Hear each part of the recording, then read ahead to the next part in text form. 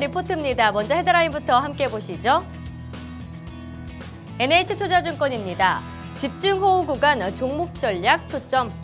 네, 이번 파리 테러로 국제사회의 정치적 불안감이 확산됐습니다. 이는 증시 변동성을 연장시키는 요인으로 작용될 가능성이 있다는데요. 이에 따른 전략으로는 이 뒤늦은 비중 축소보다는 종목별 압축 전략이 필요하다고 했습니다. 특히 이익가시성이 돋보이는 대형주에 주목하자고 전했습니다. 신영증권입니다. 프랑스 테러 중시 충격 일시적. 신한금융투자입니다. 파리 테러의 통화 정책 시장 영향 점검. 네, 2001년 9.11 테러 당시에는 주가와 금리가 동시에 하락을 했었죠. 한국도 코스피가 약세, 원화도 절하됐었습니다. 한편 2005년 런던 테러는 금융시장에 미치는 영향력이 좀 미미했었는데요.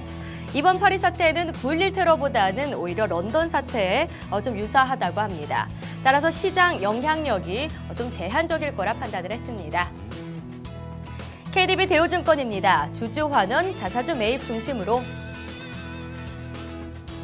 대신증권입니다. 엔화 가리키는 곳. 네, 일본 3분기 GDP 성장률은 전년 동기 대비 0.8% 하락으로 2개분기 연속 역성장을 기록을 했습니다. 일본 정부는 재정 정책보다는 이 통화 정책에 의존할 가능성이 높다는데요. 이에 따라서 내년 1분기 이전에 추가적인 양적 완화를 발표할 가능성이 있다고 합니다. 이렇게 되면 또 한국은행의 추가 금리 인하의 압박 요인으로 발생할 수 있다고 전했습니다.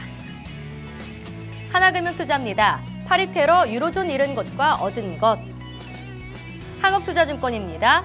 파리, 시리아 그리고 극단주의. 네, 파리 테러는 시리아 내전의 모순이 폭발한 결과인데요. 향후 서방의 대중동 정책 방향이 바뀔 것으로 내다봤습니다. 한편 이에 따른 유럽 주식 조정은 오히려 매수의 기회라고 판단을 했는데요. 또한 유가도 영향을 받아 저유가도 생각보다 오래 지속될 것으로 내다봤습니다. 유한타증권입니다. 선전했지만 아쉬웠던 3분기 실적이라 헤드라인 잡았습니다. 오늘의 신규 추천 종목 보시죠. 신한금융투자에서 i3 시스템을 추천했고요.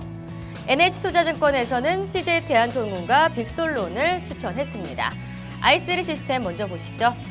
냉각형 적외선 영상 센서가 외국산 제품으로 대체되고 외형 성장이 지속될 거라 전망을 했습니다. 또한 비냉각형 적외선 영상 센서 등 민수용 매출이 다변화되고 진행된다는 점에서 더 긍정적으로 바라봤습니다. CJ 대한통운입니다. 최근 모바일 쇼핑이 부각되면서 이 택배 물량의 급증세가 지속될 거라 전망을 했고요. 신규 고객 확보하면서 양호한 실적을 달성할 것으로 예상했습니다.